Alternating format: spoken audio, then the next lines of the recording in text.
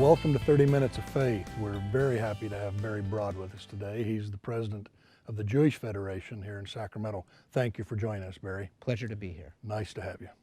You and I have been friends now for some years, and it's good to sit at the table with you.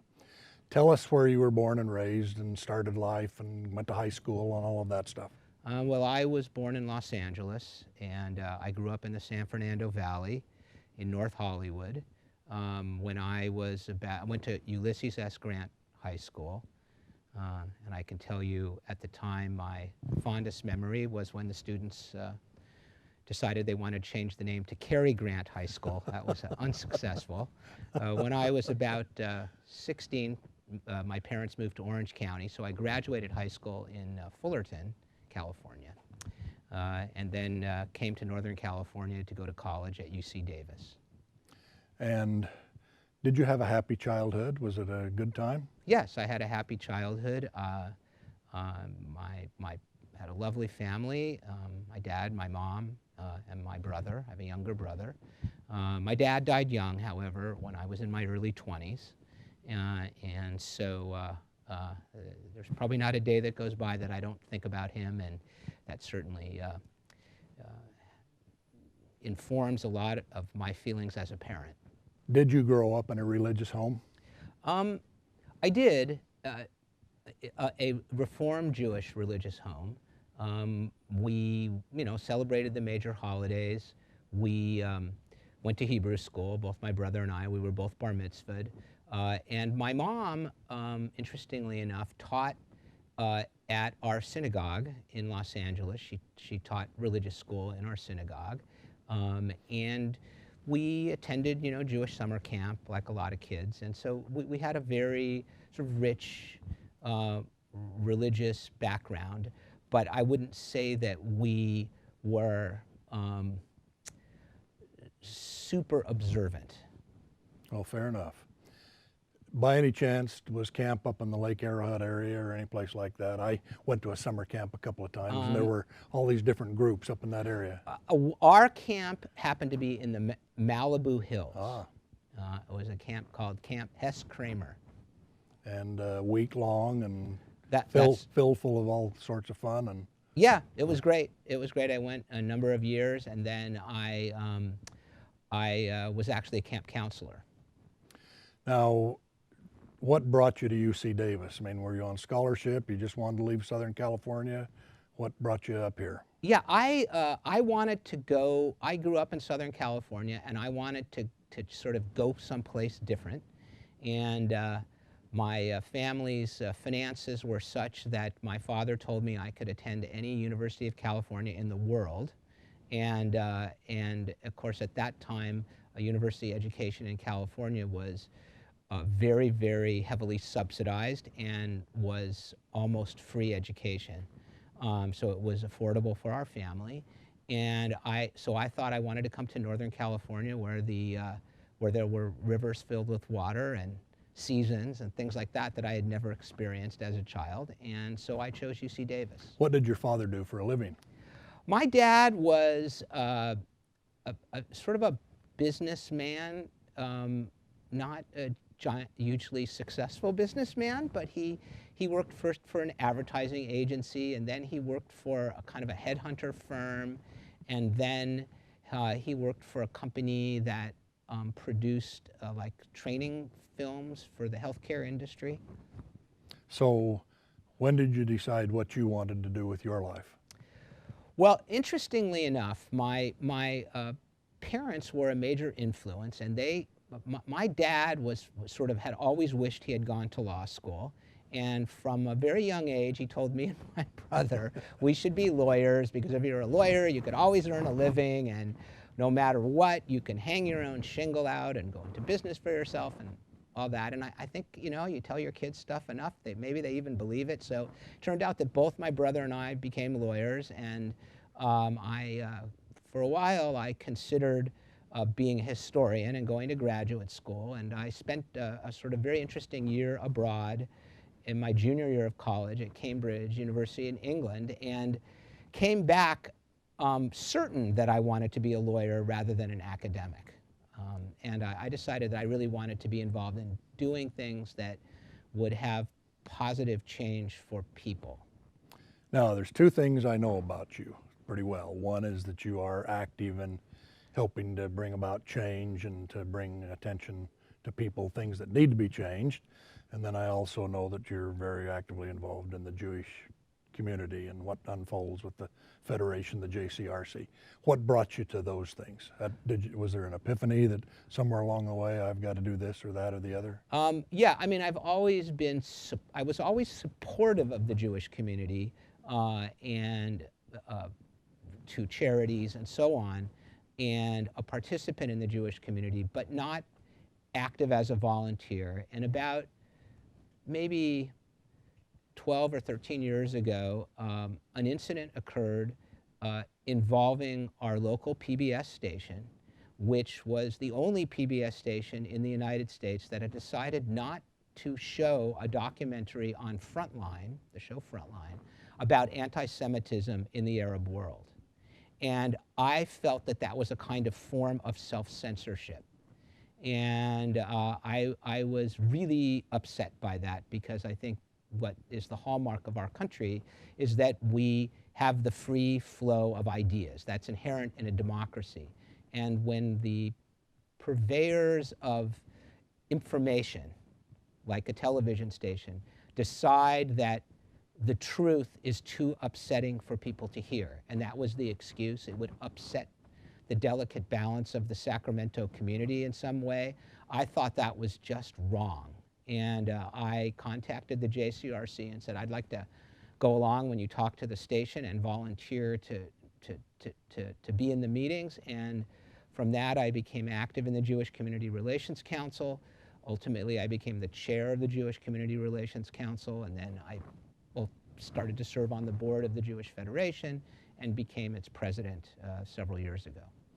Now, the JCRC, which I know a little bit more about than the Federation, are very proactive in just lots of good things.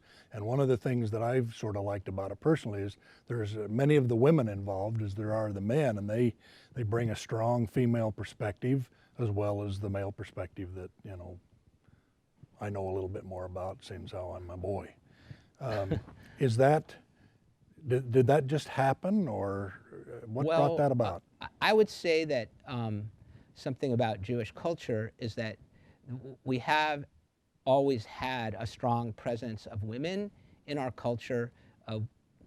Jewish women were educated and literate in the Middle Ages, centuries before the education of women generally became acceptable even. And even though the traditional practice of Orthodox Judaism, obviously, you know, women couldn't be rabbis and so on, and still can't. They can in the Reform congregations. But we have always had enormous equality of gender in our institutions. It's important, and women have and should have a powerful voice in everything that we do. Women, for example, have served in the Israeli army since the beginning of an Israeli army, and long before women were serving actively in military roles and in combat roles in other countries. So it is a tradition in our culture, in our religion, to afford women a strong voice. I've liked that, Barry, because my mother was a strong voice, and my wife is a fiercely independent woman. Both of my grandmothers were wonderful women. And I know your daughter's been in the Army in Israel, and now she's out. Did she have a good experience? Well, she had the experience, I think that, I mean, I wasn't in the military. She decided to emigrate to Israel. She volunteered to be in the Israeli army and served 2 years. She had, I would say, a very rich experience. I am sure there were many ups and there were many downs and there were frustrations. Armies are big bureaucratic institutions. They serve a purpose of national defense, but they don't, they can be very frustrating. You don't always get what you want, and you have to do what other people want you to do, and sometimes it doesn't always make sense. But I think the concept of national service that exists in Israel and maybe should exist in this country to a greater degree teaches young people a level of responsibility and civic duty that I think is incredible, and it has matured her as I saw that it did to the other kids that she served with that I got to know. I spent 4 years in the military, and you know, you go in at 18 and you're a little brain dead. Actually, you know, life's just been about girls and cars and slick clothes and the things that 18-year-olds like. And not only was the responsibility taught, but the discipline of sometimes you do get your way and sometimes you don't, and you have to think that through and go, learn what it is you've got to do to make that. Now, I'm keenly aware in Sacramento of congregations B'nai Israel, Mosaic Law, and Beth Shalom, three important and deeply integrated in our community synagogues, and they are led by some really fine people, and not only the rabbis but those that are staffing and working on boards and that. Is there enough Jewish representation in our community? Well, first of all, those are three synagogues. There's several more. The Orthodox Synagogue Knesset Israel. There's a Chabad house here in Sacramento. There's a Temple Or Rishon in Roseville. And our federation stretches all the way, the Sacramento region stretches all the way to Reno and south towards Modesto-ish, and east into Lake Tahoe, and west to Vacaville and Fairfield. And there are smaller synagogues and congregations in many of those places. The Jewish community in this region is very synagogue oriented. And however, there are many unaffiliated Jews who do not belong to any synagogue. The job of the Federation, or one of the main jobs of the Federation, is to reach out to Jewish people who are unaffiliated, have not made those connections, and to provide resources for them, social services where they need social services, particularly for the elderly or people that have disabilities. And so yes, I mean, we are sort of represented well by institutions in the community. Could we do a better job? Absolutely. We can all always do a better job. But there's an awful lot of good stuff unfolding out of the synagogues that I know a little bit more about than I do some of the others. A lot of good being done. Absolutely, and we're blessed in this community with a lot of people who are active participants and who are willing to take on important jobs. And in the, for the Jewish religion is a little unique in the sense that we're a religion and an ethnicity and a nationality. That's a good way to say that. All wrapped up into one, and we come from all backgrounds, all nationalities, every race that you can think of, and there's almost not a country in the world where Jewish people haven't been or lived or descend from or once lived. And so there's an amazing variety of people in our community that are bound by this rich historical and religious tradition. I have two friends who live in Folsom, both men. They live about 2 blocks away from each other. One would say, I haven't been to temple or anything since I was a child. The other one would say, I go every Tuesday night, or whatever the day would be. But if you say to them, so what are you religiously? Both will just say without even flinching, I'm Jewish.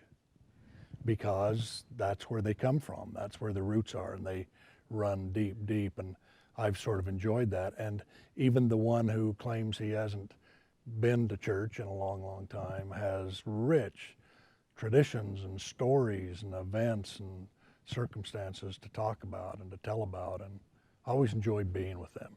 Well, I had a grandfather who was born in this country. His parents died when he was very young, and he was put in an orphanage. And he ran away from the orphanage. It was a Jewish orphanage, and this was probably in the 1890s. He lived a long time. He died in 1969. Wow. He ran away from the orphanage when he was 10. That was the last Jewish institution he ever set foot in or would set foot in. And he lived on the street, and he was a tough kid at that time, and he ran with Jewish ethnic gangs at the turn of the century, and they were quite aware of their religion and their ethnicity, even if they never stepped foot in a synagogue or would never step foot in a synagogue. And he, taught me to be proud and to defend my community, and because that's what he did. That's what he was forced to do at that time, and he taught me that. Above all else, we had to take care of each other and fight prejudice and oppression wherever it emerged. And that was a good lesson. And I think what's unusual, I think, about Jewish people is you don't stop being Jewish if you don't go to synagogue. You're still Jewish. Well said. Well said. You still are. Nothing changes about that. And there are many expressions of our ethnicity and religion. As many expressions as there are people. Sometimes I like to say it's a 3,500-year-old conversation, and people enter the conversation, but they rarely leave it. And A good way to say that. And that I think kind of has a feel for it. Some people say we're people of the book, and I think I'd like to say we're people of the word. So in our community, are we active enough, both from the Jewish perspective and from the non-Jewish perspective, on how we should be managing our lives and our families and our businesses and making Sacramento and California and America better and not worse? Well, I think that's a big question. I think the Jewish community, being a relatively small minority religion and ethnic group in America, obviously we have very strong beliefs and connections and desires to see interfaith work done in our community. We think that's very important. We think that we need to reach out and do a better job reaching out to other faith groups in Sacramento from our own perspective. And it's not my place to criticize anybody else, but I can say from the position of self-criticism that I think the Jewish community has not done enough to reach out to other groups, and we need to do a better job at that, in my opinion. Well, I know that if you talk about the Bob Dressers in life and so many others, and Melissa and Jessica and others that are now involved, they're trying hard to reach out. I think the 3,500-year religion is a big deal. It's a big deal. A lot of those 1,700 congregations in the three-county area may have only started up 17 years ago, and they might have a congregation of 67 people. And it's a long way from 17 years ago to 3,500 years ago. And so I told Bob one day, it's really important that the Jewish faith is involved in reaching out in our community, because they have a long history and a long record, and there'd be much to learn. Well, and in our case, in a time of increasing anti-Semitism around the world, and insecurity of Jewish communities around the world, the number of countries and places where it's safe to live as a Jewish person is shrinking, not growing. That is a fact of our time, and we need the support of people that will stand up and say, we oppose anti-Semitism, we oppose racism, we oppose hatred. And that's very important to us. That's the only way we can survive. Well, that's a good way to say that. We spend way too much time on differences. When I say we, the community, doesn't matter what our background is. We spend way too much time on differences and not enough time on similarities. Now, the last 5 or 6 years, I usually go to some other church beyond my own several times a month, sometimes every weekend. And the similarities, Barry, are just so close. It's just incredible. All we're doing is calling them different, names or phrases or whatever, and we're all practicing this worship of God in a very, very similar way. But for some reason, we get irritated based on somebody's background or the color of their skin or the way they dress or speak or whatever, and so we say they must be our enemy. Well, unfortunately, basically all these religions are more or less the same. I mean, when you strip away practice and ideology, there was a famous rabbi that lived about 2,000 years ago. He was ultimately martyred by the Romans, Rabbi Akiva. And someone came to him and said, "Rabbi, if you could describe in one sentence the whole Torah while I stand on one foot, what would you say?" And he said, "Treat others as you would treat yourself. Everything else is commentary." And in fact, that's the truth. Every single religious tradition has the golden rule as its basic premise. It does. And nonetheless, it's been the challenge of people to live up to something that we all agree on and have always agreed on. Why do why is that? Why, everybody I talk to agrees and understands that is the basic ideology of what it is we're trying to do, and yet we can say it, but then to do it seems to be a whole lot more difficult. But why can't I just treat that man over there like I want him to treat me? Why can't we do that? Well, I think that honestly, how I feel about this, I'm not sure this is a religious answer or I'm not a cleric, but I would say that human beings have been given brains by whoever handed out the brains, whether it be a deity or through the course of evolution or whatever you believe or don't believe. We have arrived at where we have arrived. And we have a basic nature that we share with other creatures on this world, other primates or whatever, and our earlier selves. We're the same species that existed 15,000 years ago. We've made progress over time, great progress over time, and we've been given these brains that allow us to think beyond our base animal nature. But that's always a challenge. And so we can say to ourselves, love thy neighbor as thyself, but sometimes, for whatever reason, we return to the quiet of our own little world and say, all of them? I'm not comfortable with them, with the other people. There's us and there's them. And that seems to be a driving force in human nature that we must constantly battle and overcome.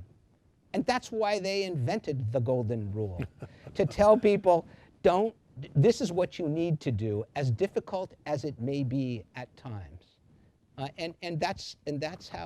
That's why we have religion, in effect, is to allow us to let a higher standard guide us when we can't always do it ourselves. Nicely said.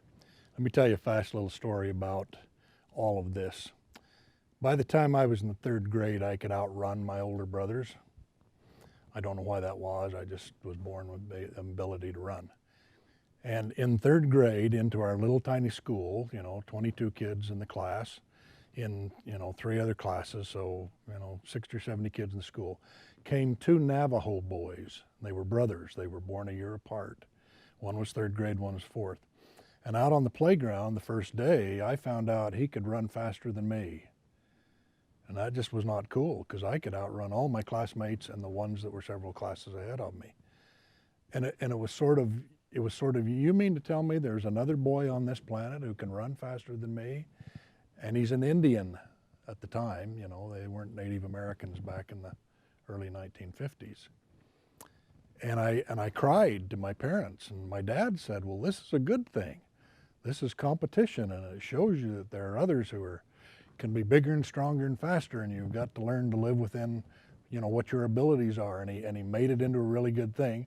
My mother dried my eyes and said, well, you can race him again another day, and we'll see how it goes. I had to absorb that over a 2 or 3 month period, that there was actually another third grader in the whole world who could outrun me on the playground when we'd run these, you know, 50-yard races or whatever they were. That was of a great benefit to me personally. It was a great lesson that there'd be other people who'd come along who could outthink me or outrun me or outjump me or whatever else, but it would be okay because I had a place in life to do the things that I needed to do. As soon as you know, and I didn't like him very well for a couple of months just because he could outrun me. But as soon as I came to grips with that, then we started hanging around and we started being friends. And pretty soon I found out there were some things that I could do a little better than him, and there were some other things he could do better than me. And we became great friends and remained so for a couple school years till his family moved away. I have no idea where he is or what he's doing, but he was a great factor in my childhood by just lining up, and when they said ready, set, go, he took off like a rocket and left me in the dust. And it was a wonderful, wonderful teaching moment, though it took me several months to get through. And I've watched that all my life. Somebody else will come along who can do it a little better. So that greater force and religion that you talk about to help us deal with those things is just you said that really, really well. Let me ask you this. If you could wave a magic wand in your life and fix or repair or replace something, what would that be? In the world or in my life? In your life, you bet. All right. I would, in my life, I have a pretty good life, and so sure there are places that it could improve, but I'm a fortunate man. I have wonderful, healthy children. I'm healthy myself. I have a rewarding career, and I am a participant in my community. I have all the books in the world to read that I will never get to. I have all the movies in the world that I want to see that I will never get to. So I'm lucky. I would like it if my children would somehow settle a little closer to, you know, where I'm living, or maybe I should go where they're living, although they're in different parts of the world. And but I do have hope and constant desire to see improvement in our society and our culture, and to see things get better for people. For me, not so much. I feel like I should be satisfied with the life that I have, which is a good one. Thanks for being here. It's a pleasure to be here. It's nice to meet you.